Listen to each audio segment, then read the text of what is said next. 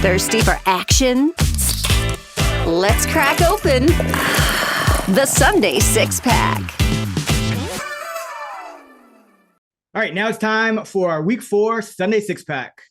For everyone new to the show, we have a little contest where we do 2 points for our first 2 picks, a point for our third, a point for our total, which will be in the next segment. And if you sweep, you get the extra point. So I'm up 14-6. I'll go first this week.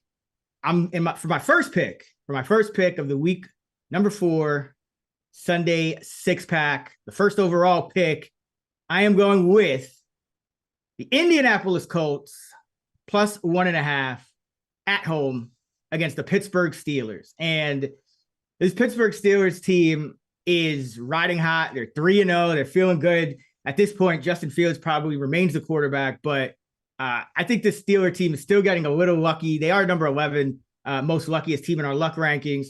But more than that, the Colts are the second unluckiest team. They are 31st. And this Colts team, yes, Anthony Richardson's been missing a lot of throws. And if you watch the games, you say, oh man, like this guy can't throw. But now we're at the point where everyone's realizing, and he's always been this way. And this Colts team, they're going to be competitive, especially against the Steelers team starting Justin Fields as a road favorite, banged up Najee Harris, banged up Jaylen Warren, which is important because the Steelers want to run the football. It doesn't matter who they're playing. That's what they want to do. So the fact that they have, both of their backs are banged up. I mean, they were using Cordell Patterson at running back. Then they had to switch him to wide receiver because Van Jefferson went down. So I just think the cupboard is pretty bare for the Steelers team. Colts are getting healthier. Josh Downs being back, I think long-term will help Richardson because he won't have to go downfield quite as much. With Mitchell and Alec Pierce starting, I think he was looking downfield way too much. I think he needs to get more high percentage throws in there. And when you look at the Steelers defense, they're great. We know that, but they're going on the road here. So not as easy of an environment. And Highsmith went down, important player for them. He's going to be out a couple of weeks. So I think the Colts are getting healthier. It's still a very good offensive line for the Colts. So I do think they'll be able to kind of run the ball on the Steeler D and not let the game get out of hand to where they're behind and Anthony Richardson starts having to go downfield way too much and it's just going to get erratic and whatnot. But at this point, I think the market's just buying in a little too much to the Steeler team who played, the Chargers without a quarterback, the Broncos in a rookie quarterback, second start on the road, and then Kirk Cousins in his first start coming off an Achilles. So, Anthony Richardson can move at least. I think the Colts are going to come ready for this one and, got to fade Justin Fields on the road and got to fade Tomlin in these spots, 3-0 team. And then Tomlin, road favorite against a team with a losing record, which this applies to. Pittsburgh's just 10-23 against the spread, 30% under Tomlin as a road favorite against a team with a losing record. So this is the perfect spot, I think, to buy on the Colts, fade the Steelers. Give me the Colts plus 1.5. Yeah, I like the Colts as a teaser piece, which I'll talk about later in the episode. I am a bit worried about it's still a Gus Bradley defense. Buckner's on IR. Is Quiddy going to play? You're already down another starting defensive lineman. Kenny Moore, what's his status? You're also down Juju Brents. You have some backup corners who are banged up as well. You need your guy Womack in there, who might need to step up. The good thing is, the Steelers don't have, an electric passing attack. So, yeah, I don't hate this, but Richardson does concern me. He's just so inefficient. Yeah. He's completing under 50% of his passes with six interceptions, some real bad ones too. That one in the end zone was horrific. He's just not accurate. His ADOT is huge. It's as big as anyone through 3 weeks over the past 6 or 7 seasons. He's got to hit some explosives here against the Steelers. And I agree. I think that the Colts offensive line is the strength of their team. That's big here. You got to remember last year when these two teams played, the Colts with Gardner Minshew put up 30. They ran all over the Steelers. I don't even think Taylor played in that game. So I think they can have some success on the ground, utilize Richardson's legs. And you're right. The Steelers, look, the Falcons they had the most predictable game plan of all time. in week one. It was Cousins' first game back from injury, didn't play in the preseason. You always see a big dip there. I think that game had more to do with Atlanta than it did Pittsburgh, who had 6, short field goal drives. Then you get Bo Nix. And then the Chargers, that game was 10-10 before both tackles and Justin Herbert go out. And then, you don't have a prayer with a backup in Pittsburgh trying to contain that pass rush without your 2 tackles. Like, it was 10-10 and then it was 20-10. So, yeah, I don't hate this, but I prefer the Colts tease, which I'll get to later with a total that is extremely low. But Colts, another team. Talk about the cluster injuries off the top of the show. So many teams are dealing with them this week. Colts are one on defense, like that defensive line, the secondary. It's definitely worth monitoring. The good news is this isn't a team that's, you're that worried about it in terms of the Steelers' offensive firepower. But for my first pick, and by the way, you're up 14-6. I just gave you if you're watching on the YouTube show, I gave Raybon his flowers, carried the show last week. I think I lost every bet that I Except the placed total. last weekend. Okay. But I'm coming from behind, just like last year. Just giving you a head start. But okay. Hey, whatever's better for the pod, man. Get you motivated early. Yeah. So no Titans this week, fortunately. So hopefully it's the end of Fade Stuckey season. But for my first pick and the second overall of the week 4 Sunday 6-pack, I'm going with my Baltimore Ravens -2.5 at home against the Buffalo Bills. The love for the Bills is as high as it's ever going to be. All I'm hearing is Bills are the best team in the NFL. Bills Super Bowl, Josh Allen MVP. I think we need to cool our jets just a little bit. Allen's been incredible. The Bills have been great, but can we look at who they played? They played the Cardinals, and they didn't even cover against them. They won 34-28. They played the Dolphins in disarray and the Jags in disarray. Those 3 teams have one win, not against each other combined, when the Cardinals beat the Rams MASH unit in Arizona. That's it. Jags last week, for some reason, I didn't think they would. I thought they were going to come out and change their defensive game plan and play zone. Nope. They decided to still play man, even though they were down 3 corners.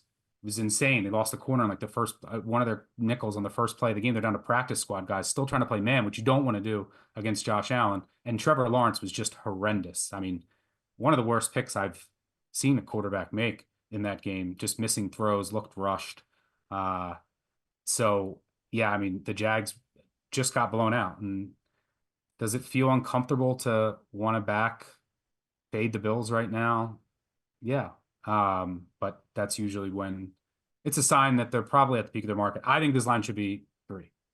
So anything under 3 is fine. And I like the matchup and I like the spot.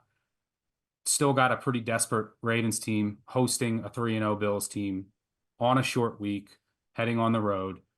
For what it's worth, teams that are 3-0 in week 4, when they're underdogs, just 37% against the spread historically. And you have your classic, this is a classic hardball spot in prime time in Baltimore against an undefeated team. And Lamar, as a favorite of 3 or less or an underdog, 23-7 against the spread. He's basically been just like Mahomes in that role.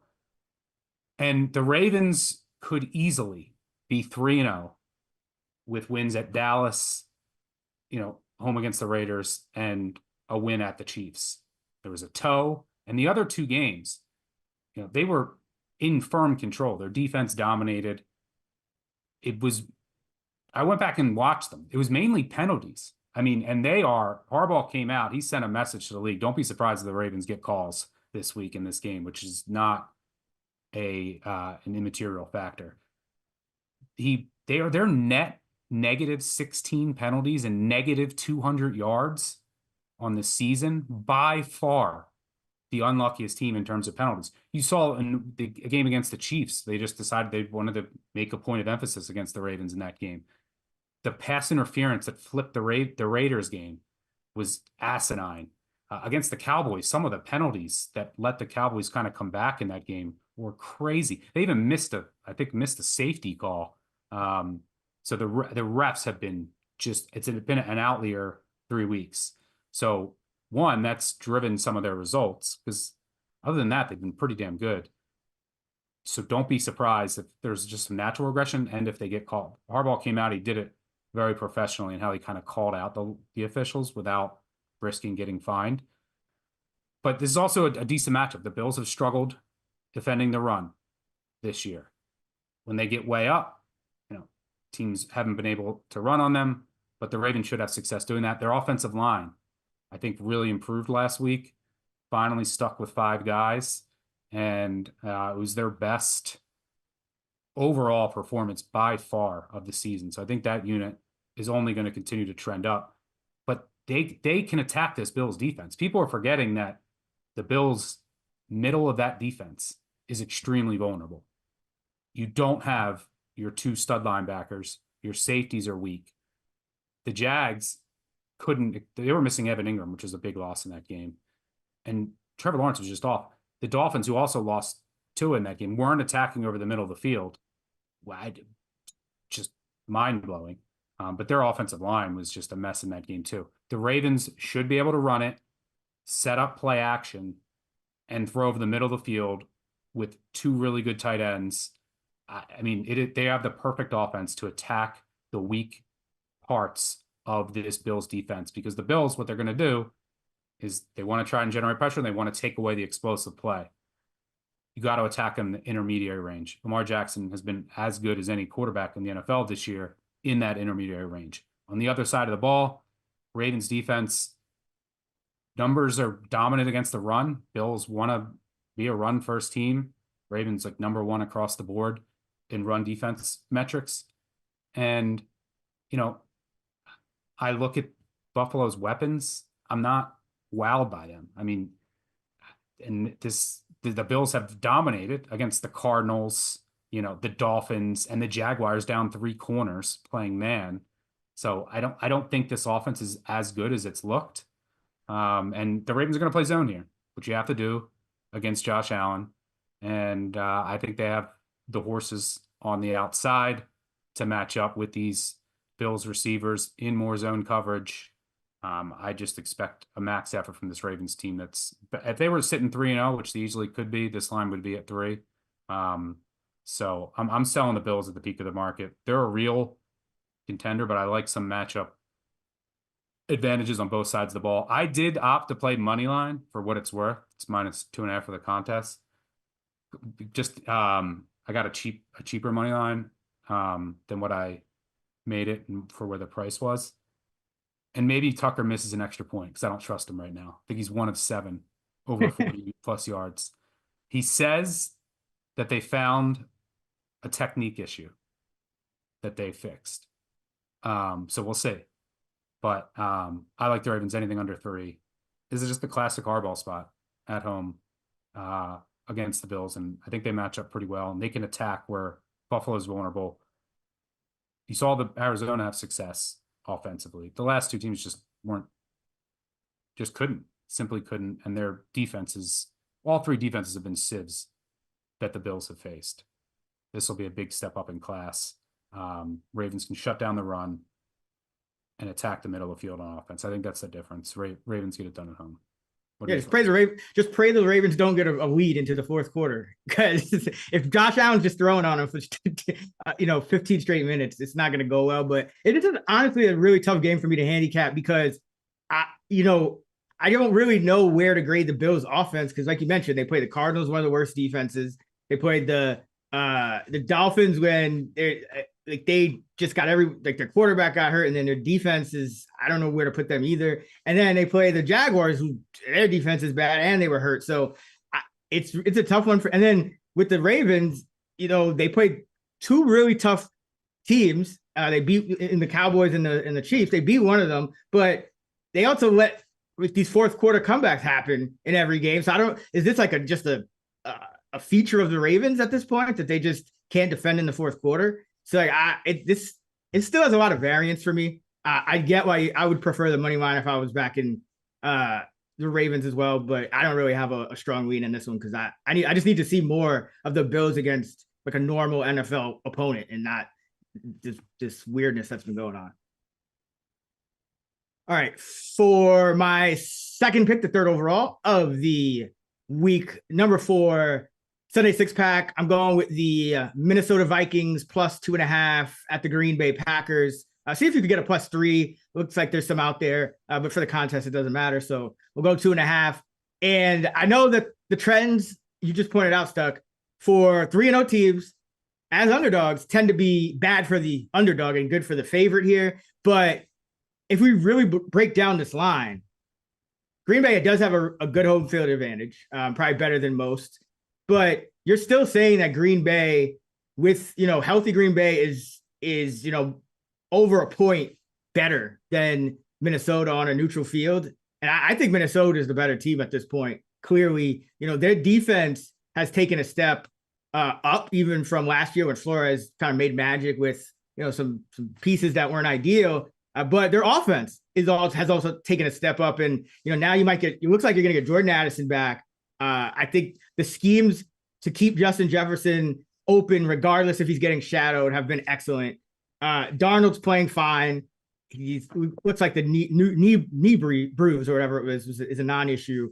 And you're going to have, even when you don't throw the ball, you're going to have a just motivated Aaron Jones just running wild on this Green Bay run defense. So I just don't think the lines match up. I'm not going to blindly, fade a trend or back a trend just because it's a 3-0 team. I think the Vikings are a better team here.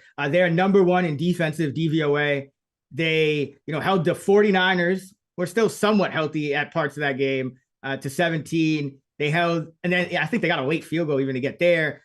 The Giants basically didn't score. They had 6 points.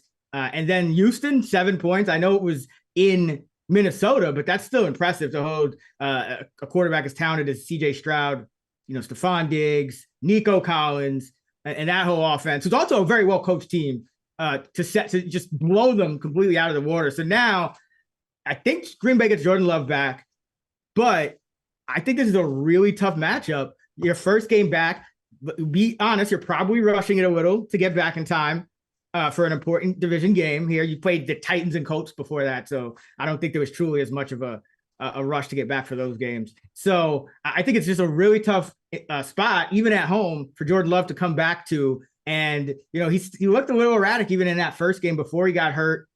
This Packer team overall, I think, it's been up and down for them. They did kind of struggle at points against the Colts, but that was a weird game. Malik Willis, you got to really kind of write that off. So I'm not really doubting the Packers too much. I'm just saying at this point, Minnesota, these two teams were kind of, I would say the Packers were the better team coming into the year, but I think Minnesota has gotten upgraded on offense and defense, and like everything we've wanted to see out of Minnesota, it's happened. Whereas the Packers, it's a little more shaky, especially where we don't truly know if Jordan Love is even going to be 100%. And then to have to prepare for a Flores defense with Minnesota clicking on all cylinders and Minnesota looking like they're getting healthier with their skill guys. I think it's just too many points. So I'll take the Vikings plus 2.5.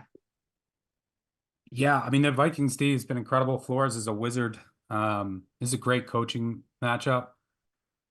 The Vikings are their first team since 2001 Saints with 5+ sacks in each of their first 3 games of the season. If you were to guess one team to do that coming into the year, probably wouldn't have been the Vikings. But yeah, I do recall last year in Green Bay, Flores put on a clinic against Love. Love did get some revenge later in the season when I think Nick Mullins was starting. Yeah, no, I think it was Jaron Hall, and he went down like at the first drive when he was about to score a touchdown, and then I think Mullins came in or something like that. It was when the Vikings were playing quarterback. Like, I think the first game where Flores like shut Love down, that's the game that Cousins got hurt. Yeah, that's the game Cousins got hurt. Yep. And the Vikings ended up winning 24-10. Packers fell to 2-5, and you can see, by the way, teams aren't necessarily dead. The Packers were 2-5 last year and went on a run, and we're in the postseason with a chance to, go to the NFC Championship game. So if you're a fan of a team that's struggling right now, it's not completely dead just yet. There's ways to turn it around. Still time, especially with an extra playoff team in 18 weeks now. But yeah, this is the only way I could go. Darnold's been great, and just this whole situation is better. He's got good tackles. He's got a good back. He's got good receivers. Got a great play caller. He definitely improved his footwork working with Shanahan while in San Francisco. And the defense has just been incredible under Flores. Packers D, I think, is improved, but you can still beat them. They're much more aggressive now, and it's translating the turnovers, and I think it fits their identity much better. But you can hit them with explosives, and I think Minnesota's capable of doing that here. And what puts it over the top is just the uncertainty with Love. We still don't know for sure if he's going to go. But if he does, I don't think he'll be 100%. And it's reasonable to assume that, he'll have a dip in efficiency and production, shaking off some of the rust, dealing with the remnants of that injury at first. So, yeah, it's Vikings or nothing there for sure. But for my second pick and the fourth overall of the week 4 Sunday 6-pack, I'm going with the Atlanta Falcons -2 at home against the Saints. Another game that I just think should be 3. So I'm taking the home team at anything under a field goal. And the Saints, I think, kind of revealed their true colors last week. And for full transparency, you originally wanted the Saints, so I'm very curious to get you ended up changing your pick, so I'm curious to get your rebuttal or thoughts here. I am a bit scared of the Falcons. Had them against the Chiefs. They lost 2 offensive linemen. I mean, McGarry's a big loss. Dahlman is even a bigger loss at center. And the drop-off to their replacements is enormous.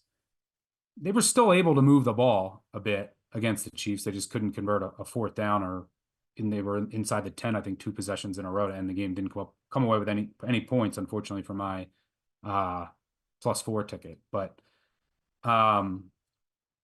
you got to remember that the Saints, who were dominated by the Eagles last week, the Eagles just kept vomiting in Saints territory. I mean, they had turnover on downs, fumble, interception, blocked punt. I mean, it was getting crazy. But they were completely dominant in that game. What was the difference? Well, Carr was under pressure, and he was awful when under pressure last week, which is what we've known him to be historically. And there's no McCoy at center now. That's a problem. So this offensive line that we said, hey, is this offensive line maybe way better than we thought? Well, now if you look at some of the metrics, they're like towards the bottom of the NFL and pass block win rate. What did they have to do last week? They moved Patrick to center, who was bad, and he's been bad there in his career. They moved Udo into guard. He was abysmal. I think PFF had him at a 0.7 pass blocking grade. 0.7. So I don't know what they're going to do this week. And then your tackles, Henning had an awful game. The rookie looks like he came back down to earth a bit. Fuaga at left tackle. So, Patrick was playing well at guard. You moved him to center. I don't know. Do you move Patrick back to guard and bring in someone else at center? I don't know what exactly you're going to do, but this offensive line is not good. Now, you might say the Falcons haven't gotten any pressure, which is true, towards the bottom in pressure rate in the NFL so far this season. But you got to remember that they played week 1, they played the Steelers, who were just dinking, dunking, and running the entire game. Week 2, they played the Eagles, one of the best offensive lines in the NFL. Week 3, they played the Chiefs, one of the best interior offensive lines in the NFL. That's where this pressure has to come from, in this interior. I think the Falcons do have a better pass rush. Their D's been really good at preventing explosives. And I think that they will be able to get pressure on Carr here. And I think the Falcons will do enough. The Saints defense is good, don't get me wrong, but their defensive line doesn't scare me. there's no Chris Jones. There's no one that I'm too scared of that can fully exploit. Granderson's playing well, but I mean, Cam Jordan's not getting any younger. Chase Young is there. Your interior defensive line isn't any good. So I don't think that the Saints can fully exploit the Falcons' offensive line injuries. So yeah, I'm rolling with the Falcons here. -2 at home in a game that I think should be 3. But curious to get your rebuttal here. Yeah, so when I kind of look at the games that I want to pick, and then we can do our little draft, I kind of have a few games marked off that, are in a pool of games, and I'll just kind of go with the ones. And then as I'm doing my research, I might, refine or change anything if you haven't picked the same pick. And so I'm looking at my original thought with the Saints Falcons game was, all right, Falcons coming off a short week. Now they're back at home, but they're off a short week, down 2 linemen. And, I think the Saints, everyone kind Not of a short week, but they played Sunday night. Yeah, well, yeah. But at least they were at home. Yeah, true. So, but then I'm looking at the Saints like, okay, both teams are line injuries. Falcons get no pressure. And then I'm looking at, okay, the Saints, they played Jalen Hurts, and he's the mobile quarterback, and Kirk Cousins can't really move around. So I was thinking that I wasn't really feeling the Falcons offense in this spot, but the more I looked at it on both sides, it's kind of a toss up. It's the Saints are kind of still hard to gauge. And I watched that Eagles Saints game, and it kind of just took me off wanting to make bets on the Eagles or the Saints or anyone involved in these games, really, because there was just a lot of weirdness going on with luck. Like I thought the Eagles left a lot of points on the table, and but at the same time, the Eagles were lucky at points too, and the Saints were unlucky. I mean, there's a few Rashid Shaheed deep bombs that could easily change the whole complexion of that game, and there was bad coaching decisions on both sides. So, but the Saints were outgained 460 to 219 in that game, and coming into it, everyone said the Eagles can't get pressure, right? You got to be careful on these small sample sizes. But I mean, the Falcons haven't gotten pressure for years. They added. I think the addition of Judon. I think they can get interior pressure here. They should get pressure off the edge. Yeah, but because that's what you saw with the Eagles last week. Their interior defensive line woke up. The Eagles also provided kind of a blueprint, Fangio, with some of his different fronts last week on how to just stymie the Saints offense. And I'm sure the Falcons staff saw that. And the Saints couldn't get anything going against an Eagles defense that had not looked great through 2 weeks. Yeah, so that's the toughest part for me, is that all these teams it's only 3 weeks in, and a lot of the games that kind of stick out they've all played each other. And if you're wrong with your handicap on like one of them, it could kind of butterfly. So I was looking at the Bucks, to be in full disclosure too, against the Eagles, because I'm like, that now everyone's overreacting to the Eagles beating the Saints, but I moved off of it because it kind of ties in. It's so early in the season, and I'm not sure if that Fangio front, because that could be something he uses against the Bucks too. So, but I take your point. I mean, it's early in the year, and people are overreacting to the Saints more. This line probably is closer to 3 if the Falcons get a break or two in that Chiefs game. What do they have? 2 chances down at the goal line, 2 separate drives. Yeah. So I mean, I had the under. Missed PI that was he got tackled. I mean, you never see that not called. Yes, you do in the Chiefs game. Yeah, in any Chiefs game. Yeah, I mean the Chiefs did the same thing against the Ravens in the pick in the end zone that sealed the AFC Championship. But the Chiefs get the same call. Like it wasn't even as egregious in the week before against the Bengals. So yeah, that was definitely frustrating. But yeah, if they win that game, this is definitely at 3. And you got to remember that a lot of the Saints' love is predicated on beating the Panthers, who were a JV team under Bryce Young, literally. And we saw how different the Panthers were last week.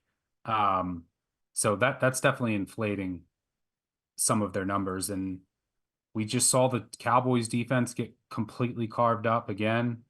So Yeah, I think we got to cool our jets on the Saints. I think this should be 3, but where are you going next? All right, for my third pick, the 5th overall of the Week 4 Sunday 6-pack, I'm going with the Chicago Bears -2.5, juiced up to -120 at home against the Los Angeles Rams.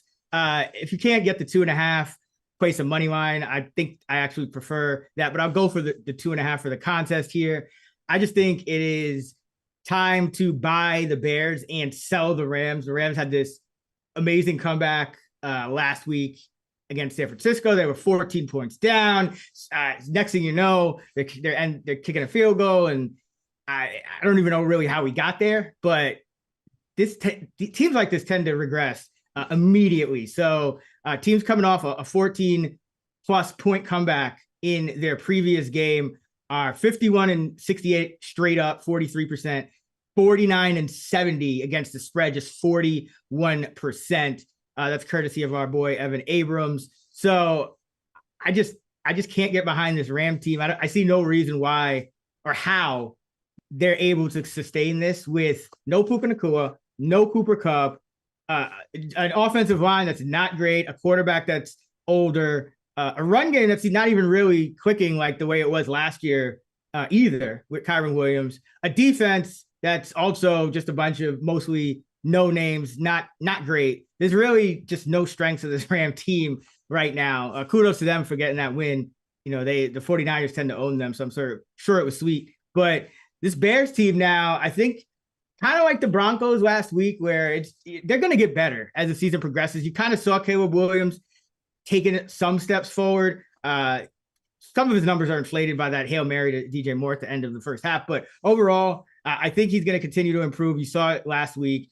Keenan Allen's back at practice, so you might get that back, which I think helps a lot as well. And this Bear team, they're trying to find something in the run game. So, they signed Steven Carlson to the active roster this week. It looks like they're going to try a little more heavy too. Their fullback, remember, Kari Lozengame was out. So I just think you're going to see, improved schemes. They got Rashawn Johnson back there instead of Swift for some of the carries last week. So I just think a lot of what's been going on with the Bears, and they've been in all their games. Even the loss to Houston, they were in that game in the second half with a chance to cut into the lead and potentially go up.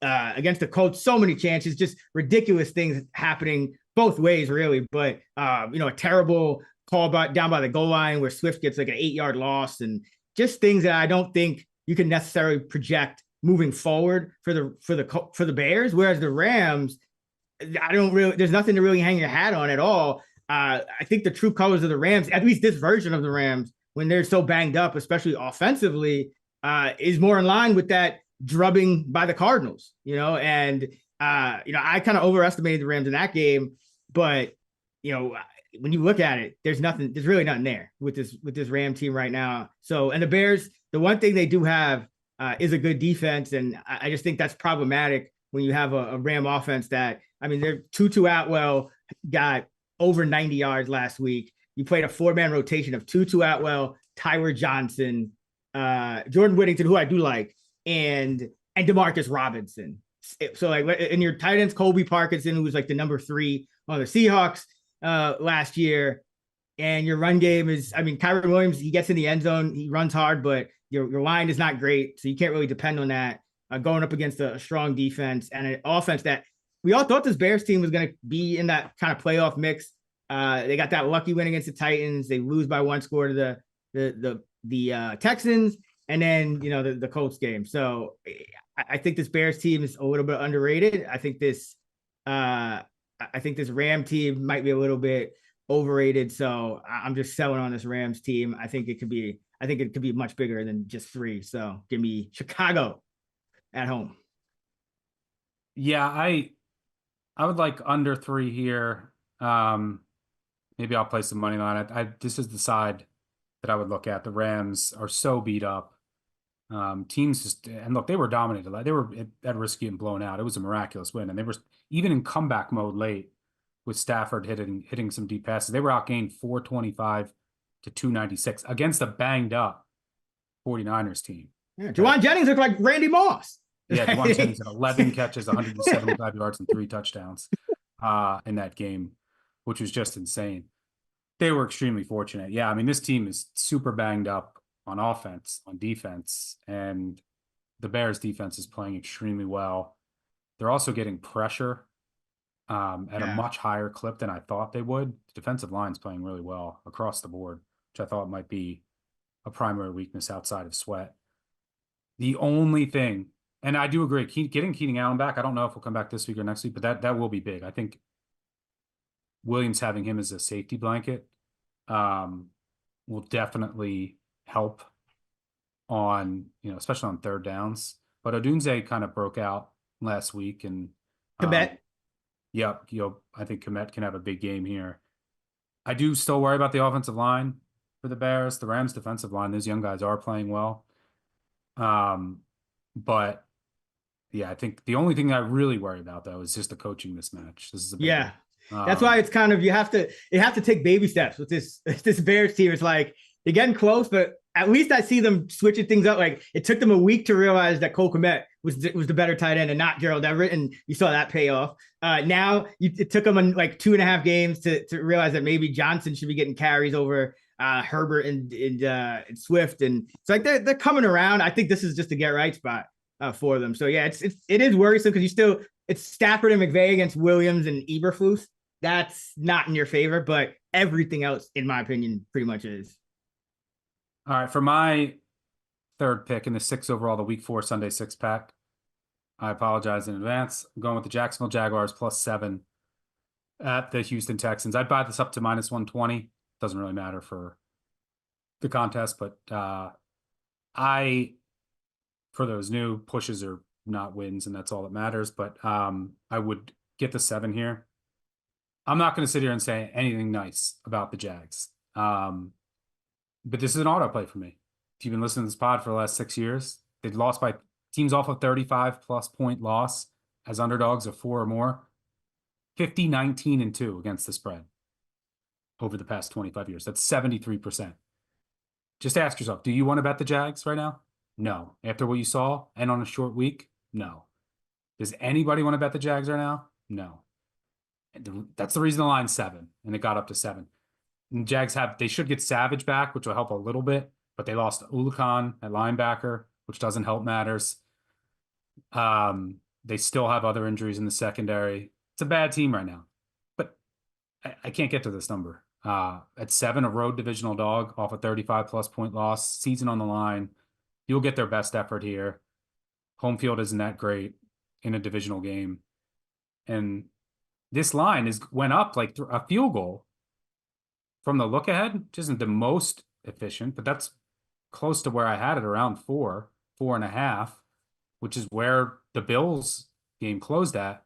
So you say, okay, we got to downgrade Jacksonville for a bad performance. Do we not have to downgrade Houston? Houston also got their doors blown off on the road too. Like both of these teams got blown out last week, and we're only adjusting it one way. Trevor Lawrence has to be better. But the thing is that the Houston offense right now isn't right. If you look at some of like the advanced metrics, it's right on par with where the Jags are. Like Stroud he's kind of in a mini sophomore slump. I have full faith that he'll figure it out. But Flores confused him. Even against like the Colts, that game, came down to the wire. The Bears, they should have blown out the Bears in that game, and they just couldn't. So the Texans are just off right now. So, I mean, the Jags are bad. They're awful. They're 0-3, but I can't get the 7 as a road divisional dog. And we talked about how much the Texans are a fade look when they're bigger favorites. They get too conservative at times. They've been awful as favorites under Stroud against the number. So, yeah, I think that this is the very bottom of the market on the Jags. You got to remember, against the healthy Dolphins team, they should have won that game. They fumbled going into the end zone. So it's not like they were a complete disaster in that game. They actually outplayed the Browns in week 2. Just if you look at some of the underlying metrics, they got to get the red zone figured out. But there's so much variance in that. I assume that's coming. There's positive regression looming. There's also some potential turnover regression that's coming their way. So, yeah, it's not like they were a complete disaster. I think just last week they had the worst possible matchup because they decided to still play man. You can get away with that more this week, and they were down 3 corners against Josh Allen, and the Bills were just on one. So, do I have my concerns about the Jags? Yes, but just hold your nose, catch the falling knife here, take the 7 after the 35+ point loss with the road divisional dog. That's it. It's that simple. I just hold my nose, put my bet in, and hit submit. Yeah, it's definitely Jags or nothing. You can't weigh the points, in my opinion, with the Texans just given the spot. Would you say that this, like, if you put a path to the Jags covering, would you say it kind of has to be a higher scoring game? Because I feel like regardless of what the metrics say, the Texans offense is going to move the ball on the Jags, right? So you would figure it's the Jags offense that kind of has to step up against the Houston defense that their metrics are kind of probably better than they really are. Like, would you say that's kind of the because I'm thinking about the total for this game, 45. It's a division game, but 45 seems low, and I just feel like it's maybe because both teams' offenses have underperformed. Yeah, I don't mind to look at the over indoors here with these two quarterbacks. Like I said, there's some red zone regression for the Jags. Lawrence has to be better. But they have weapons. I think they're going to get Evan Ingram back, or there's a chance. And that's big. They need him, especially in the red zone, especially on third downs. I think Peterson said he's got a shot, and this is like their season on the line, so I think he's going to go. We'll see, but yeah, I would think that it's higher scoring, but there's many paths for a road divisional dog to cover 7 or push. You can a backdoor late, and the Texans aren't firing on all cylinders right now. Keep that in mind. So, and yeah, just got to take the 7. But yeah, I would agree with you. I think it has to be the Jags offense has to do its job here, because even though the Texans offense is struggling a bit, the Jags defense is not good and they're banged up. So yeah, it's going to be on Lawrence to have a good game.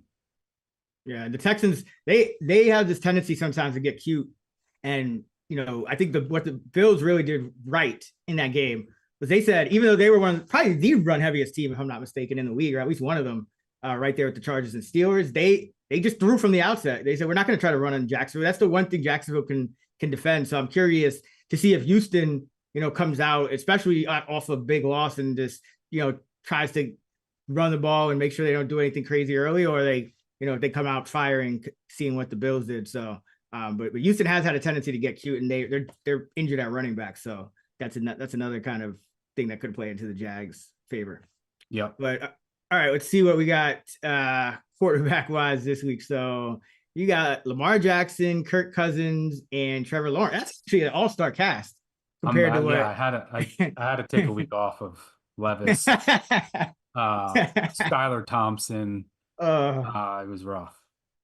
Yeah, I got Anthony Richardson, Sam Bradford, and Caleb Williams. So yeah, I'm more my quarterbacks are Sam Darnold.